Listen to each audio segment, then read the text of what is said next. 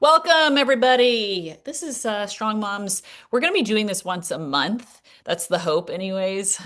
Don't hold me to that commitment. But the goal is to open up just kind of a Q&A, a place to come together. Hopefully, I can answer some questions. I have Elizabeth here. She is our staff registered dietitian. She can answer some great questions. She's also a type 1 diabetic. For those of you who live in the diabetes world, she's a great resource for that. But I want to talk about some things that I think are really important, especially as we are heading into the holidays. And one of the things that I talk about a lot is controlling the controllable because, as we all know, things get thrown our way and it's not always awesome. It can be really, really frustrating. And it is one of those things that you go, okay, all right. I cannot predict illness. I cannot predict injury. I cannot predict stress in my life. But I can predict, making a choice that is maybe more in line with a goal that I have. And heading into the holidays, if you can be in a little bit of a habit of this, it will be super beneficial. One of the things that I really encourage if you're starting out tracking macros is just to be in the habit, whether you are weighing food and hitting numbers perfectly or even aiming for anything, is simply being in the habit of logging into whatever food tracker you use. We always encourage MyFitnessPal because that's the platform that we know, but doing it every day. Just practicing. It's like brushing your teeth. You want to make this process a habit so that kind of like brushing your teeth, it doesn't feel super painful. You don't want it to be trying to get that ball rolling. And then what you can do is start to add to that. So you'll find as you start to log your food, just being more aware of the food choices that you're making and going, okay, you know, today was not the day for me for breakfast and lunch, but I can probably make something at a dinner. Or maybe yesterday was not what I wanted it to be. But you know what I'm going to do? I'm going to go ahead and prep tomorrow's lunch and so it's ready to go. And in the morning, I'm going to go ahead and pre-log my food for the day so that I'm not having to try and figure this out. And then you start to go, okay, well, maybe I want to stay within a calorie range. And then maybe you start going, okay, I think I'm going to try hitting protein today. And that's always a big one when you're starting to track your food, choosing one thing instead of trying to do all of the things. I always encourage our members to back away from even looking at calories because macronutrients make calories. So that's where we get our calories from. And it can be really confusing if you're trying to do stay within your calories and your macro. It can just be more frustrating than anything.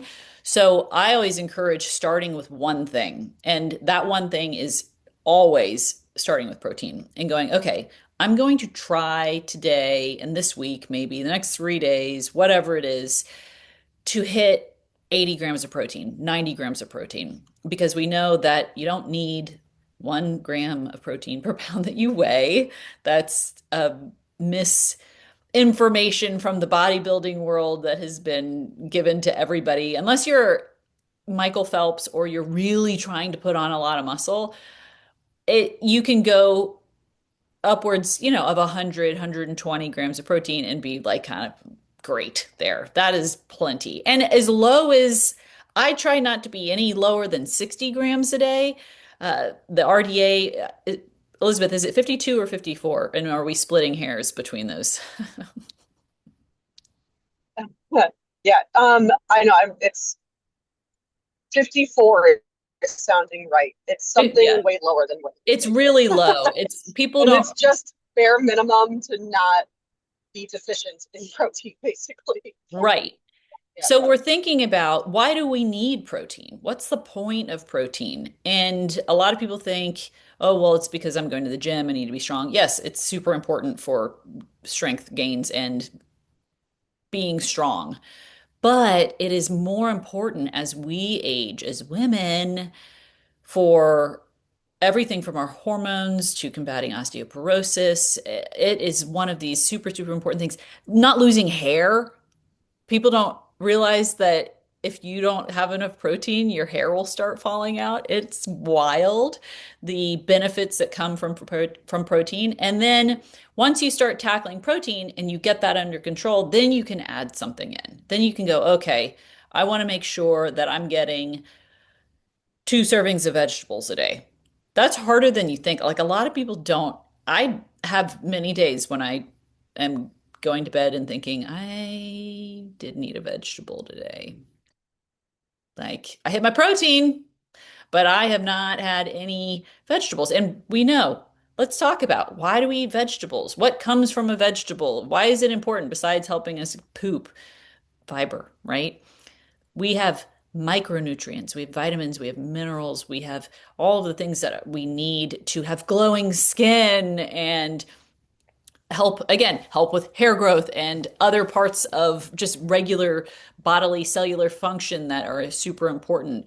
We talk about, I love using the analogy of scurvy because it's just so crazy. Like you don't hear about people having, we're not pirates, right? Like not, we don't have a major vitamin C deficiency, but oddly enough, you hear about these cases every once in a while that somebody has really, really low vitamin C or huge vitamin D.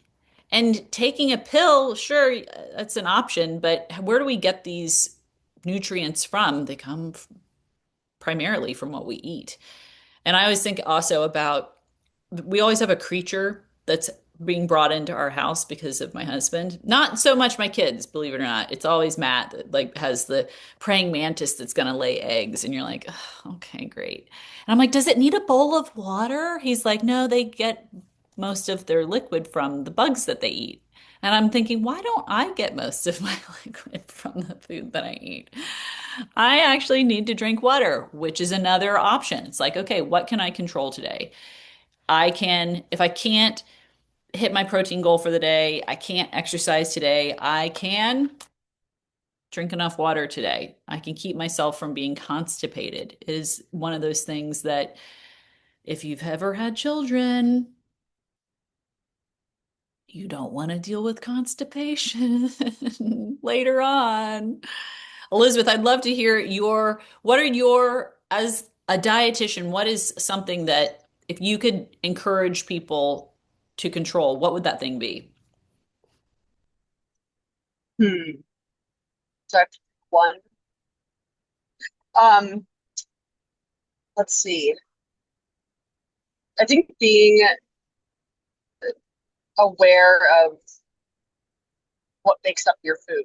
So that first step of, what your first step that you talked about, just tracking your food, logging it, um, even if that goal, you're learning about you are into your body. So for a lot of people, it's the first time they are looking at, you know, fat, ingredients, how much protein is in a certain food, um, like where the majority of their carbs coming from, all of those things. And even just knowing that, you're going to learn something. Even if you don't go any further, you're going to be more aware. You're going to increase your knowledge and your power of how you eat day to day. Mhm.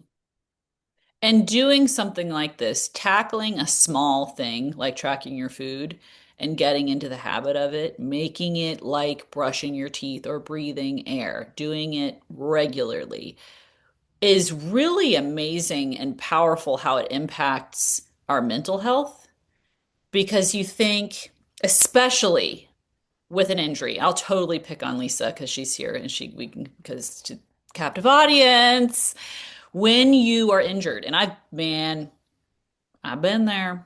I've been there. I got all kinds of injuries from all kinds of different things. It can feel like just so defeating. And even if you have a pretty good handle on your mental health and you don't struggle with depression or anxiety, not being able to get up and move around easily, being in a lot of pain, that can really wreak havoc on you. And then, especially if you're like, man, I was just starting, I was excited to start out on my new health and fitness journey. And then I found out that I have this thing, right? And it just adds to the stress of your daily life. So, having something that you can control, like logging your food, eating enough protein, is actually so powerful. And here's an interesting statistic. So, 87% of people who want to lose weight won't work out. I always found that interesting. Like you think that everybody's going to be like, oh, the first thing I'm going to do is go exercise. It's not. And you can make a huge change in your life just with food alone. And that's why since we opened in 2000, oh my goodness, 14, the first thing that we would have our members do, and still to this day, don't tackle everything. Don't worry about working out. Let's get food under control. Let's do this one thing first. Start with logging, then start with hitting protein, and then we can look at carbs and fats. Because one of the things, the beautiful parts of eating enough protein is you start realizing if you're eating enough protein that you're full, and all of a sudden you're going, oh, I don't, it's not that you can't have the other things. It's like you're just not hungry for it because protein. I should let Elizabeth do this part. You want to do the part you want to share about the thermal potential, the thermodynamics behind protein? I can probably do a little bit. I don't know how much I'll be able to have my phone unmuted in the Oh, car, sure. but Oh, you're good. yeah, protein is so helpful and important when you're trying to I won't even say fat loss, but just body composition for your goals. It's really not all about losing weight. You want to maintain, build muscle, and that is going to change the shape of your body. And increasing protein, it takes more energy to digest that protein, and it also helps you digest carbs and um, burn more calories from the carbs you eat as well. Um, and when you increase your protein and your muscle, then it increases your metabolism, It's um, like a win, win, along with win, win, so win. many other Right, things. Yes, right. yes. So that really is the number, like the first thing that we have our clients do is track, hit that protein, Yep. and the kind of trickle down effect that that has on your other food choices and your energy and the trickle down effect, it just keeps going. Yeah. It really is pretty amazing to see. And I, I probably should do a whole series on posts about the misinformation behind protein and why people think that we need so much of it. And it's like, because I talk with more women and they're like, well, my trainer said because I weigh 200 pounds, I need to be eating 200 grams of protein. And I'm going, no, Uh, actually, you have a metabolic window. You only can consume so much before that actually starts being yeah, stored as body yeah. fat. It's so funny. Like there's that extreme, and then I still run into people and professionals too who go by the RDA, like, oh, you don't eat that much protein. This is enough. Right. It's like, can't we meet somewhere in the middle?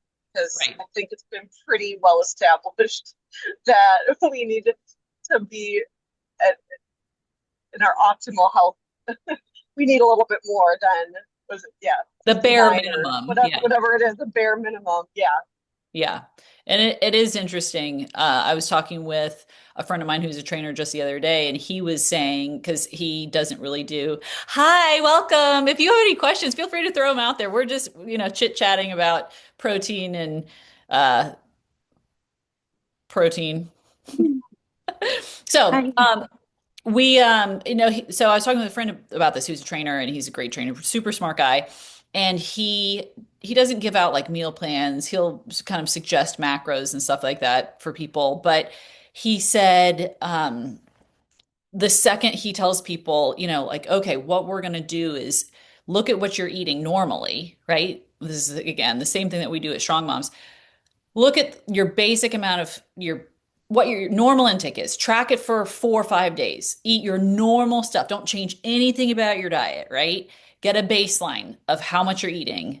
And then we can go, okay, where can we improve one area? Where can we, without completely overhauling it? Because it is hard to just completely change how you're feeding your family, how you're feeding yourself. So if we can, let's You know, say, we want like the least changes possible, right, unless you're eating a total trash, well, total but trash diet. even But right, even in a even total, then, you can make a few changes and slowly improve it over time. But yeah, our goal is not to totally overhaul everything. right. And I look at like let's use a total trash diet here. Like let's use like a diet, I don't even know what would be like the worst of the worst. Let's say you eat out every single meal, right? And you don't try to make choices that are even remotely in line. It's like it's always a free for all, right? Everything's a free for all. And let's say you start your day, and I've seen this actually on social media. So we'll pick on a stranger that we don't know about who they are. Let's say you're starting your day with, 2 donuts and a cup of coffee. Okay. So let's keep your coffee in. Let's keep a donut in. But what could we add in there? Because we virtually have what, maybe 3 or 4 grams of protein, maybe five with some cream in your coffee total for that meal. So I would pull back on the second donut and I would add in, if you're eating out, let's say you're getting it, I'm really reaching here, but let's say you get your coffee, you go to Dunkin' Donuts or Tim Hortons or something like that. Grab one of I think they have the sous vide eggs. They're like the egg cups. Order one of those and just do that as your only change, right? Cut back on the single donut, add a protein source in, or even better, ditch both donuts and do one of their breakfast sandwiches, right? Ideally, maybe something on an English muffin over a croissant, just base fat intake. Again, that would I would encourage that. You can still do the cheese, you can still do the whole eggs, you don't have to do egg whites, but just swapping that out and then pay attention for a couple of days to how satiated you are afterwards, right? And what your mood is like. And notice, do I crash? How long does it take until I'm starving again? Because what happens when you're starting your day with just coffee and donuts, right? You're going to see you're going to feel great initially because you've got tons of sugar coursing through your veins and caffeine, and you're ready to take on the day. And within maybe an hour, hour and a half, you're going to need more coffee, right? We start seeing this quick decline. But when you add protein in, because it slows down the digestion of carbs and fats, you're going to be satiated for a significantly longer. And all of a sudden, you're going to go, oh, this is different. So we can even work with like a not so amazing diet that's making an improvement. It really is. Yeah. And again, Yep. you're not just looking at with that, you're not just looking at the calories, you're looking at how you feel and your mental state, and everything's all encompassing with it. And then again, this is trickle down, right? It trickles down to what we're feeding our kids too. When they start seeing how we're eating, if we're making choices that are different, they're going to see that, and it's going to play a role in that. And then you're going to start thinking, man, if I feel better eating this way and my kids don't drink coffee, they've got to feel like trash by 10 a.m. at school, unable to focus. I mean, I've got 3 boys, so let me tell you, I know what it's like to have, and Elizabeth too. Well, Lisa too. Like we're boy moms here that, shiny ball, ADHD, hyperactivity spike, and then I can't get anything done and I can't focus. And, you just feel terrible. So it is one of those things that my kids, oh, and I will let my kids absolutely I buy not total garbage cereal, but I like Frosted Mini Wheats. I do like the like the organic, not that they're healthy. They're not.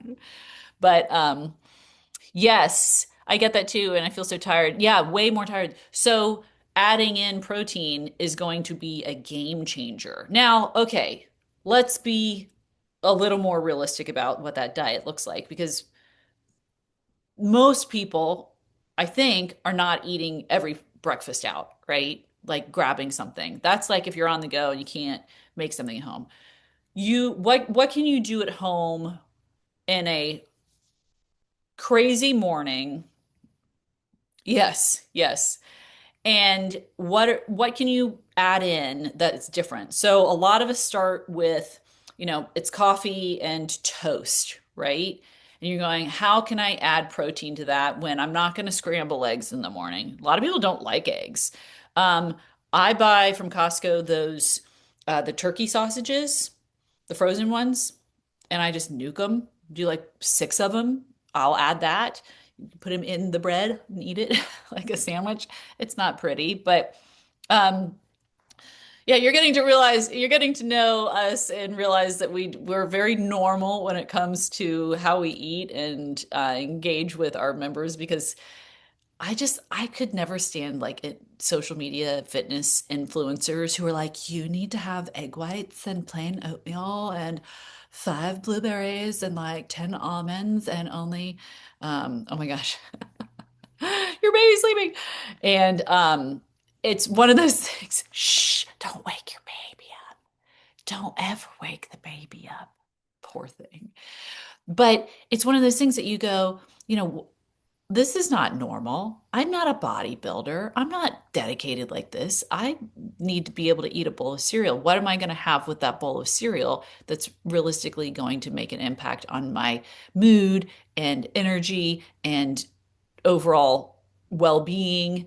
And that is adding the protein in. So I love the turkey sausages, or maybe it's chicken sauce. It might be chicken sausage. I can't remember. It's chicken or turkey. Um, The Jones, the frozen Jones chicken sausage. Yep. Either yep, it's chicken sausage. We get those too. They're so good. they're really good. And the Canadian bacon. It's Yeah. nitrate Oh, it's free. been It's a not while since organic. I've Yep. gotten that. My kids call them ham circles. And I'm like, Yeah, all those are right, great. what are you having for your protein? And that's always like my kids know. Like if I come in and it's just there's an empty cereal bowl, I'm like, what else are we having? Because there's no way they're going to make it through the whole day. They're like going to be starving and have no energy and not be able to focus during their school day. So I'm like, okay, what can I do? And then same thing, lunchtime, if you're eating out, I mean, try to order a salad because you need a vegetable. But a lot of people will grab a, burrito from Taco Bell, a bean burrito. Okay, what can we do with that realistically that isn't super expensive, that keeps you within that same budget? And is fast. You can have at Taco Bell, say, add grilled chicken to the bean burrito, and it's like $1 extra, right? And it's not a lot of protein, but it gives you something else. If you're doing something at home, and I mean, I'm the queen of the turkey sandwich. I have been for my entire life. It's like I love to make a whole one, two big pieces of bread, and put like 6, 8 ounces of turkey on it, cut it in half. I try and do it in the morning so it's there. I'm not great about this, but then I can have one half of it, right? Let's say it's 8 ounces of turkey, then I've got 4 ounces of protein that I'm having right there. And then I can have the other one later when I'm hungry again. So it's a good like post-workout or like in the car snack. Sometimes I end up eating the whole thing at once in the car, throwing some lettuce on there. Well, I think it was the sandwiches. I was telling you recently that I love sandwiches for breakfast. Just the deli, ham and cheese or turkey and cheese. Like, why Mhm. can't you have a sandwich for breakfast? That I had a craving for it when I was pregnant, and I was like, this is a great breakfast, and it's quick and easy. I would eat them on the way to school when I was dropping the boys off. So don't limit yourself to breakfast food either. Yeah, I absolutely don't have to. One thing that I do love to make, which I did at the beginning. of the school year, and we still have a bunch. I made so much. I did French toast and I froze it. And you can get quite a bit of protein into slices of bread, and it's really good and it's fast. And I use sugar-free syrup. I just prefer it, but it's one of those things that you can do that you throw it in you freeze it. I put two in a Ziploc, and shakes are totally easy. Some people don't like, it's like there's a stigma for a lot of people with shakes though. Like I have a shake every single day, but a lot of people are like, I don't want to do, that's not real food. And I'm like, I mean, it's not, you're not eating it with a fork, but it's definitely, it's dairy and it has calories in it. And I don't see a shake as any different than having a Greek yogurt. I see this as very much the same. I'm like, well, I can either take this thing that is pre-made and easy or throw it in a shaker cup, right? And then I can put my psyllium husk and my creatine in it and have something on the go instead of having to eat a yogurt, which you can still put that stuff into as well, by the way. It's kind of gross to put psyllium husk into yogurt. Ugh. Because like I can't recommend that. It's not good. But yeah, finding different ways to increase protein. The number one thing I always suggest is just increasing the portion size. So, um, oh, we can talk about creatine's amazing. Let me come back to that in just a second. So, um, if you are, and this is a little bit of a challenge if you're cooking for a family. So here's an example. I have three big sons and a giant husband, and then my own protein goal. So when I make turkey burgers, for example, I use 6 pounds of turkey for one dinner, which is crazy. And that will leave me with like three extra, maybe four extra turkey burgers for like a leftover, which I try to eat myself. But then I get up in the morning, my kids are eating turkey burgers for breakfast, and I'm like, I was hoping that I was going to get one of those for lunch, but they really like turkey burgers. But you have to make a large quantity, like a massive amount of food. So let's say it's you and a husband and a toddler and a baby. So the baby's not eating, right? Like instead of making a pound of turkey breast, I would say make 2 pounds, right? That way you do have the leftovers and you can also, like I make six, depending on the night, I usually make 6 ounce. I weigh them all out so I know that they're all the same. But 6 ounce patties. Sometimes I'll do seven, but generally six. And so you're not making like, oh yeah. Well, keep putting it in front of them. I'll tell you. I'm the meanest mom on the planet. Elizabeth can attest to this. Like my kids have not eaten many, many meals, and now they know if they're hungry, they will eat. Ha ha ha ha ha. But yes. Yep, 10-year-old, yep. And making just larger portions. That way, you're getting at least, you're getting 6 ounces. You're not getting a 3 ounce burger. You're getting a 6 ounce burger.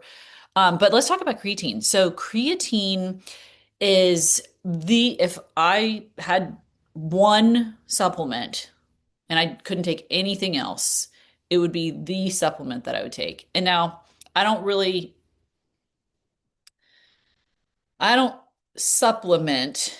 Like I'm not taking BCAAs. I'm not taking like the traditional supplement, nutrition supplements. I do take vitamins and things like that. I do take minoxidil or use minoxidil on my head, and I take biotin and stuff like that. But pretty much everything I take is predominantly like for hair growth. And that's about it.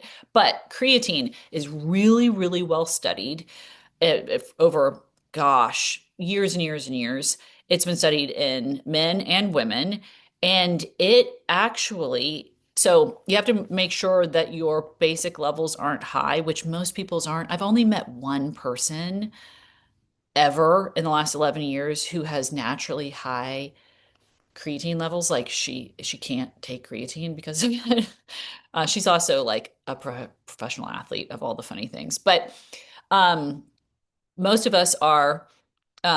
I might take mer yeah, yeah, same thing. And like I don't really take anything, but creatine helps with a number of different things. So they found that it helps with depression and anxiety to a point that it is similar to an SSRI.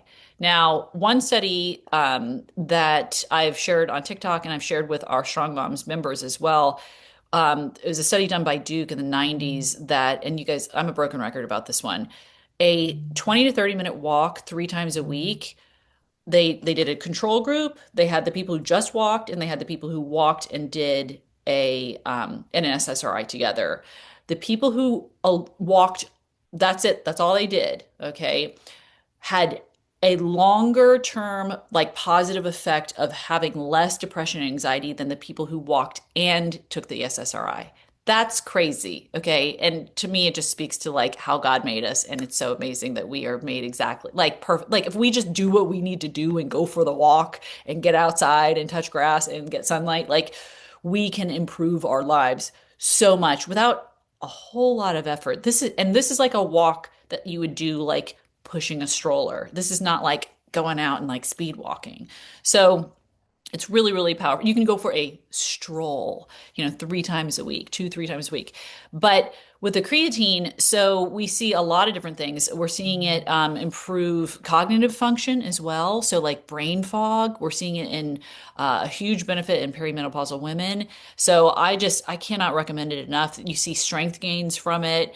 One of the things that uh, people don't share a lot about creatine is there's the suggested 5 grams per day. So it's like a teaspoon, right? A level teaspoon. And you can put it in anything.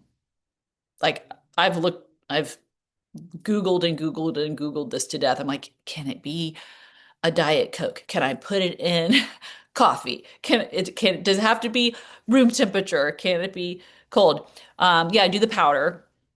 And I'll tell you why I do the powder too in a second. So there's the suggested daily amount, which is 5 grams, but what they suggest for to see major improvement is really 10 grams. So that's the 2 teaspoons to have a noticeable improvement. Now, even more important is taking it regularly because what you take today isn't what you use today. So you want to get into a habit of taking it consistently every single day, like kind of like a vitamin. The reason I do the powder over like the gummies is because the gummies are not consistent as far as how as dosage goes. So I haven't seen any so far. I would love a gummy. Like honestly. But they're high in sugar too, I think, right? Yeah. Well, I mean, I don't really pay attention like personally to sugar intake just because with tracking macros it generally falls as long as I'm not just eating Christmas cookies at Christmas time.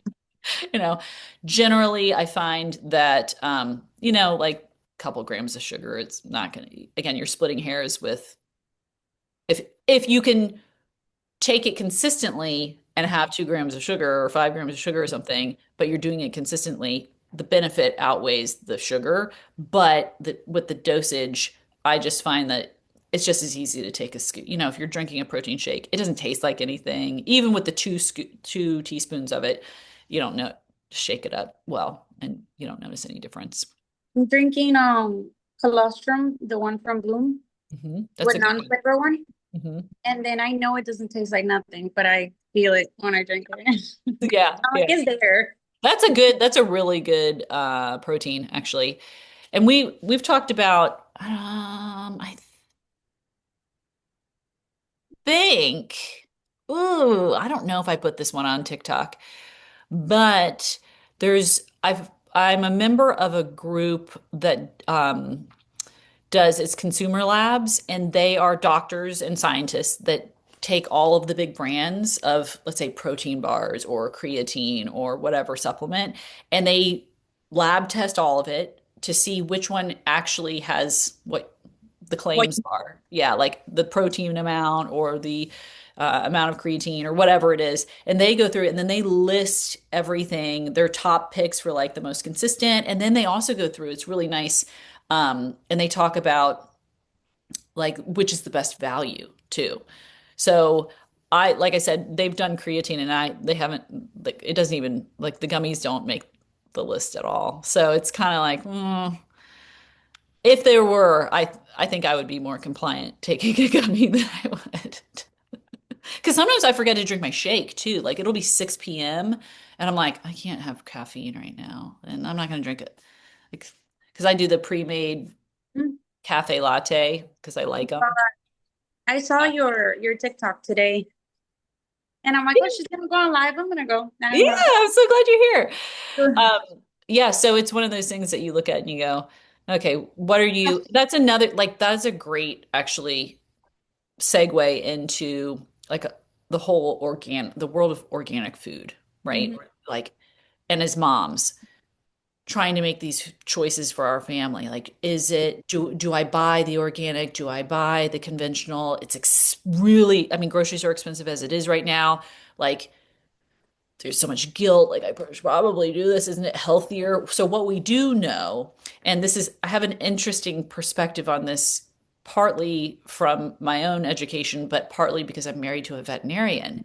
And a lot of people don't realize that vets, when they are in vet school, have to work in like slaughterhouses and be a part of the farming industry. So, my husband, years ago, this is back before I went back to school, I decided I was going to be a vegan because I read Skinny Bitch Bun in the Oven, and it was like, you don't eat anything from, an animal. How could you do this? Is so bad, and just painted this huge picture.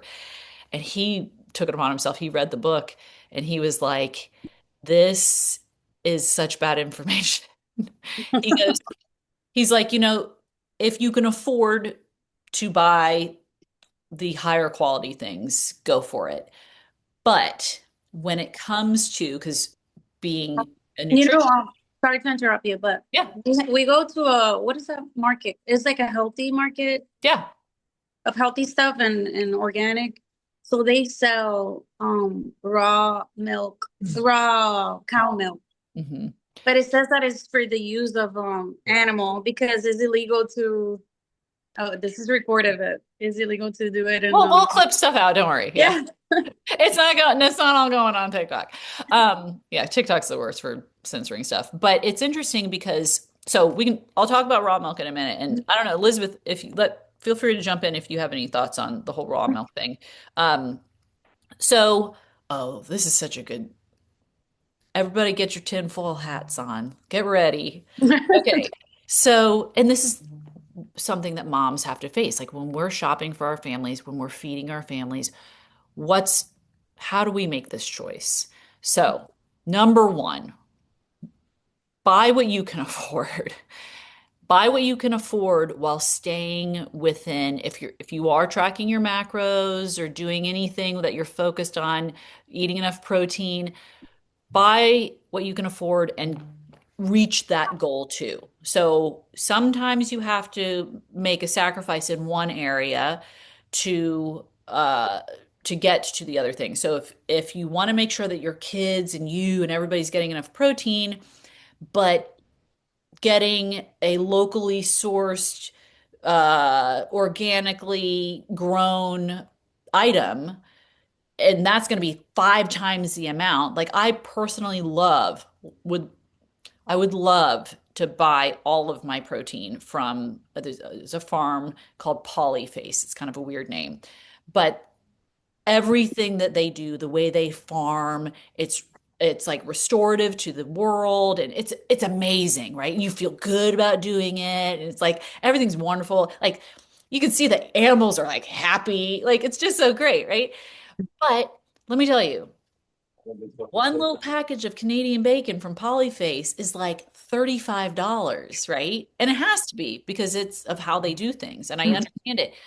I have to feed 5 people. And if that means that I get the $10 double pack of nitrate free, um, slightly better than the worst quality Canadian bacon from Costco, I'm going to do that because I'm not going to let my family not eat because we can't afford the most expensive stuff. So if you see what I mean by a Yeah, trade-off. that's what I was gonna say too. It's better to eat if you're worried about choosing between organic and not organic, which I don't think anyone needs to be to any degree that makes them feel bad or guilty or like shameful. And social media does that so much. Um, say strawberries. If you're choosing, if someone doesn't want to buy strawberries at all because they can't afford organic or it's not available or whatever, it's better to have conventional strawberries than to have a bag of, I don't know, fruit snacks. That's an Yes. extreme example, but a packaged processed food, it's better to eat the conventional food than not eat it at all or buy even organic frozen food. Yeah. We'll say that. Yeah, I totally agree. And that's when, as a mom, I have a saying, it's called I use chew and spit discernment. So that means if you've ever eaten a piece of meat and you get a little bit of fat or gristle and you spit it out and you throw it away because you don't want to eat that. It doesn't mean that the whole steak should be thrown away or the whole piece of chicken should be thrown away.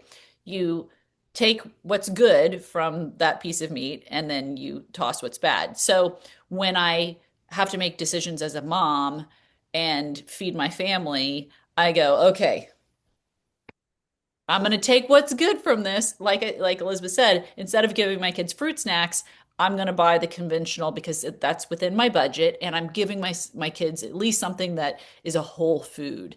Um, but okay, so the raw milk thing is tricky because I know and I do believe wholeheartedly that our food system here in the United States and in a lot of countries, but specifically here, is broken in a big, big, big, bad way.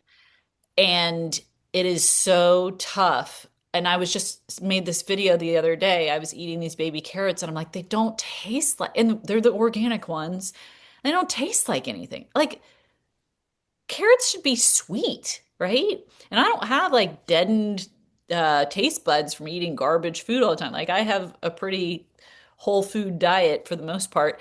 I'm like, this doesn't taste like anything. And I mean, our farmlands are really being over farmed. And that's why there's no nutrients in the soil and all this stuff. And I'm like, maybe I'm going to try to go and buy just like regular carrots and chop them up and see if they taste different. I'm going to do a TikTok on it and talk about it. But when it comes to the raw milk, so a lot of people want raw milk because of how it's being farmed versus just these like puppy mill farming of dairy products, right? But the challenge and this is the real concern that I have about it. And again, I think you can see that I'm a pretty like middle of the road. Like I definitely believe that our food system's broken and we need to do better But by we can monitor. everyone. But the challenge with raw milk is it does place us at a very high risk for listeria. So that's a real thing. And that's not like a made up like big pharma, like conspiracy theory. And honestly, that's the whole reason like in pregnancy, we're not supposed to eat like sushi and deli meat because it has a higher risk of listeria and it can, you can miscarry. So it's one of those things that you have to be careful about. I ate deli meat and I ate sushi when I was pregnant. Me, I was like, I'm gonna risk it. But because of how much milk we consume, right? Again, you're looking at this and going, okay, hi. I have to risk, I don't eat that much sushi. I don't eat that much deli meat, but I drink a lot of milk. We use a ton of milk. And that's where, again, being married to a veterinarian, he's like, no way. And he's pretty balanced when it comes to he's definitely not like I'm pretty far off the deep end when it comes to conspiracy theories. Like if you want to talk about cloud seeding and oh my, we can go for hours about the things that I don't trust from our government. So he's more balanced with it, but just knowing the real science behind, um, from at least from the veterinarian standpoint, he's like, I can't believe people would drink raw milk. Like, you know, pasteurization is not a big pharma thing. Pasteurization has kept people alive since, it came into the world of dairy farming. So that's my only hesitation. At least I wouldn't personally choose to give it to my kids because as adults we have, stronger immune systems to fight stuff off. But Elizabeth, do you have any thoughts on that as far as, risks versus benefits? Um, yeah, I'm like middle of the road, similar thought process as you on a lot of this stuff. And I want, I think, okay, I think we all want to have the most natural, Wait. pure form of thing. It feels wholesome, it feels good, it feels like it should be right. Um, so I really, I want to be totally on board with raw milk, but just like Ashley said, there is a risk. It is there. Um, I have had raw milk before. I've had raw goat's milk, um, and I think a big part of it is, I mean, you always hear people say like you need to know the farmer, you need to know their cleaning practices, and I make haven't sure they're tried it. testing. I just And saw it there and I'm like, yeah, this is yeah. And but how I've never interesting. seen a post of how do you, okay, so what do you check for? How do you Uh-huh. know How by do talking you to the farmer? And then how do you know that it's clean every time? So I think if things are truly kept clean 100% of the time, I think that is safe. People have been drinking it for a long time.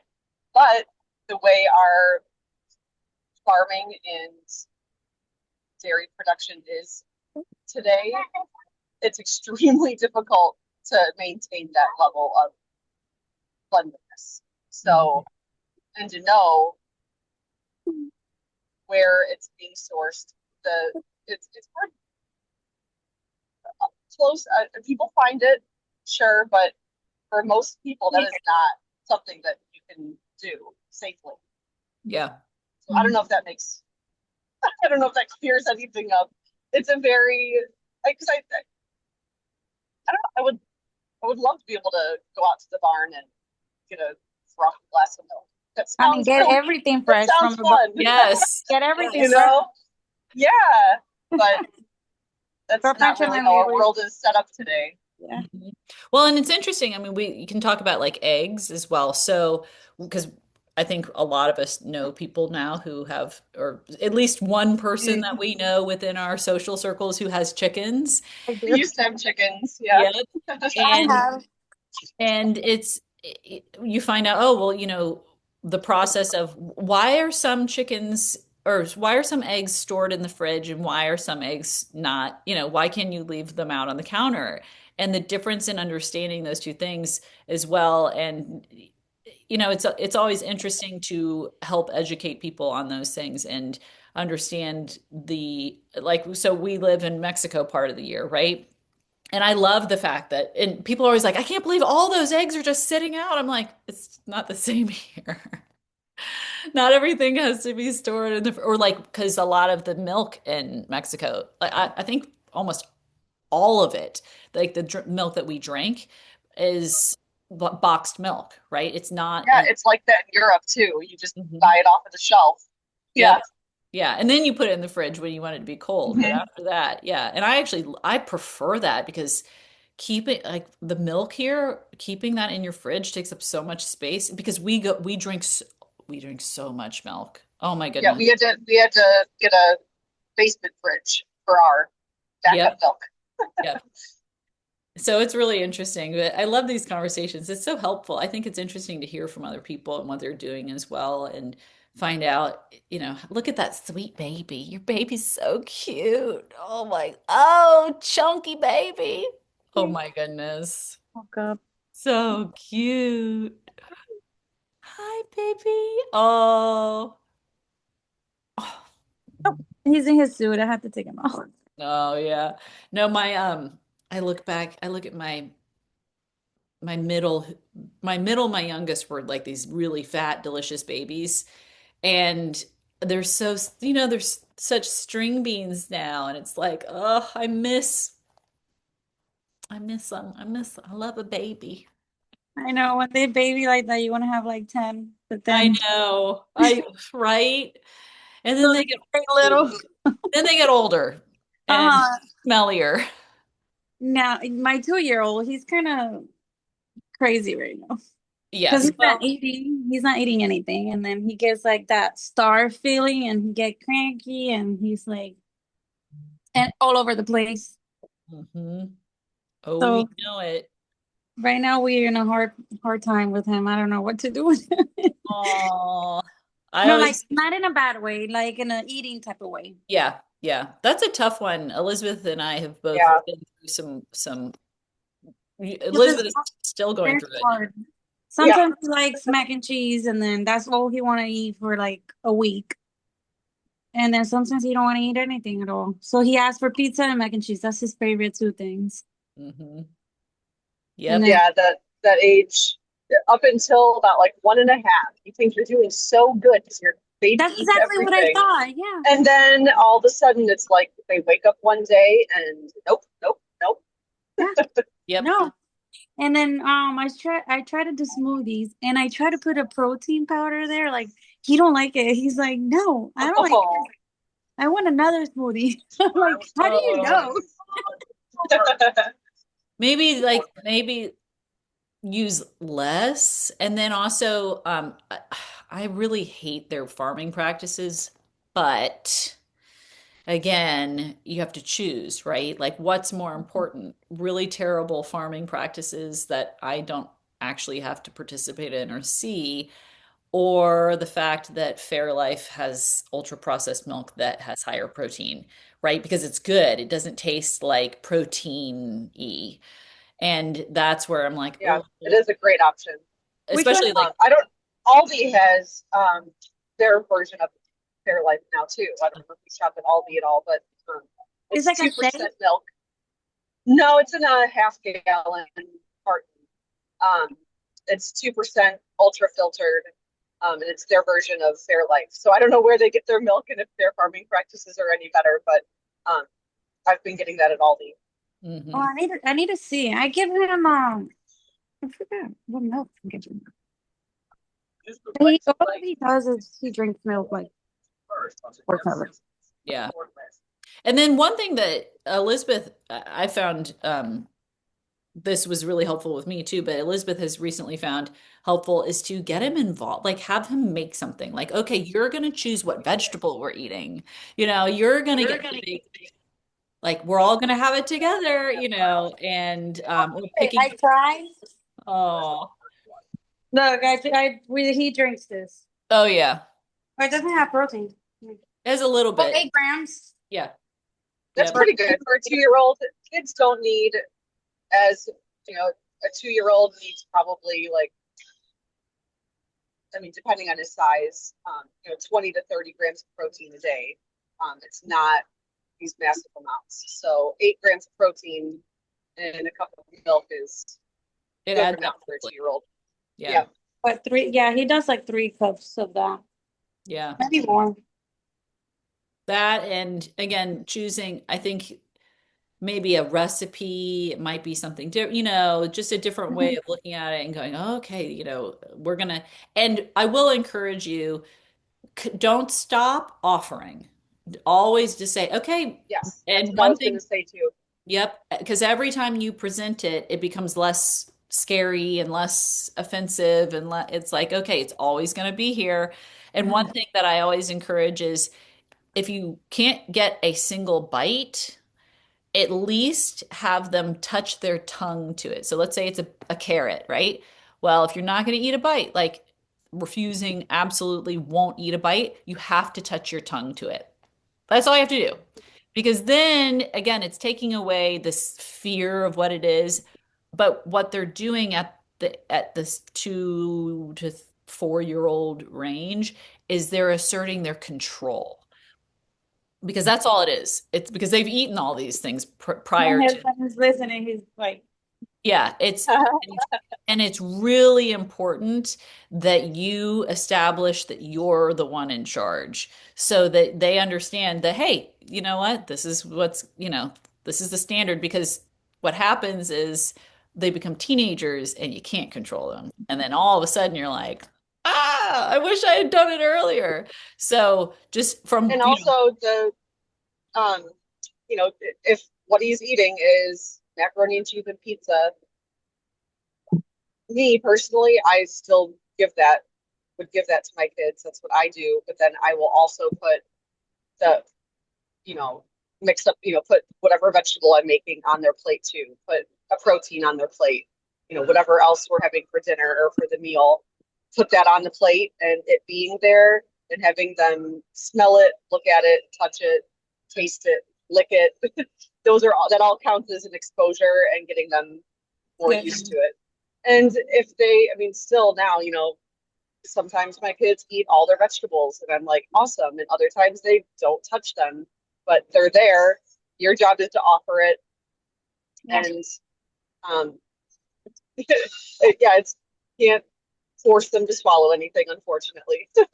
I know. Yeah.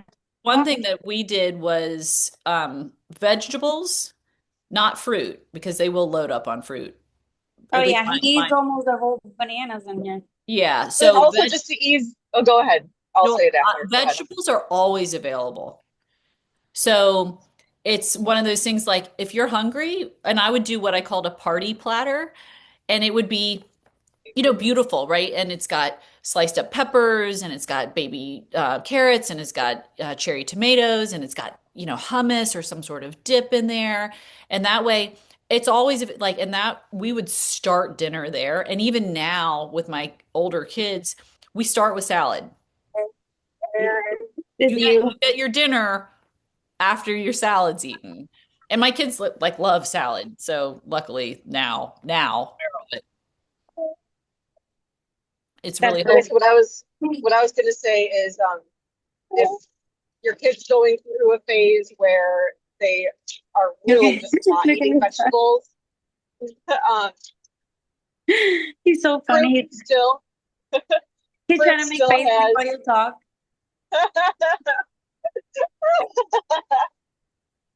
He's like,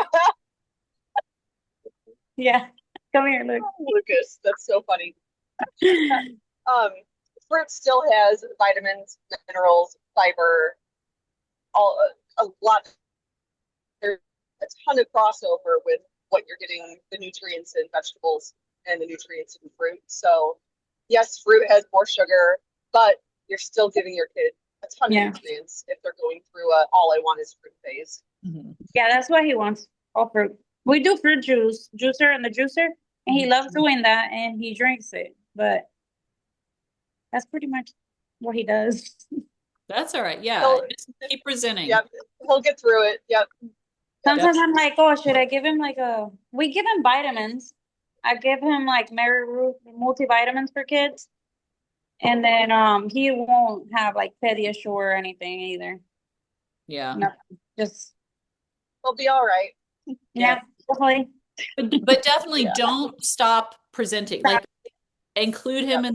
in every meal that you eat as a family because you want to make sure that they understand that this is we together. This is Yeah. the standard. This is we all. It's a good idea the one that you gave me to touch it because I force him sometimes. I never ask him to touch it with his tongue. Yeah. So I can ask him now and be like, just lick it, you know? Yep, as long as you touch it to your tongue. And but you do want to encourage the bite first. Always say, okay, we're gonna have, if he's 2 years old, we're gonna have two bites of that. Okay, and then we're going to have our dinner. Then, you can have your mac and cheese. And then he's gonna be mad, but he's gonna see who wins that argument, right? Like I encourage you hold strong because he might be hungry and you might have, I mean, I have absolutely sent kids to bed going, "Hey, this is not a power struggle I'm going to lose because you need to understand. I know you're hungry, I know you're tired. I'm the grown up. I understand this And none of my kids have like food, sensitivity issues or texture issues or anything like that. Even my oldest, who's on the spectrum, we had years, I'm not kidding you, years of him, even the tiniest little piece of broccoli, he would put it in his mouth and he would projectile vomit. And I thought he was allergic to it. I was like, "Oh my goodness, this is crazy." But no, he was like, I'm just gonna make myself throw up." And like, "Oh, I'm not gonna give up on this. I'm not." And now he eats broccoli. He's my best eater. It's crazy. I can't believe it. But we're going to wrap up. It has been super fun chatting. I'm glad that we did this. I think we should definitely do it at least once a month again. I love hearing from moms who are outside of Strong Moms. And Lisa, I'm super thankful that you joined us and excited for what you're going to be doing coming up, what goals you're going to have for yourself. I know with Christmas coming up and being uh in the ministry, it gets a little crazy. But I'm actually I was just thinking about I was like, maybe I should do two. Can I get two tables for the women's Christmas tea? I was like, or maybe one on each night because I'm like, I've got other people I want to invite this year. Our church does this women's, Elizabeth, it's a women's only um Christmas tea. It's so fun. It's like my favorite thing. And you get dressed up and it's so lovely. And the men serve us. Fun. That's cool. Best Love part. it. I know. I'm gonna make my boys do it. Okay, I love you guys. Thank you for being here, and we will see you next week. Bye.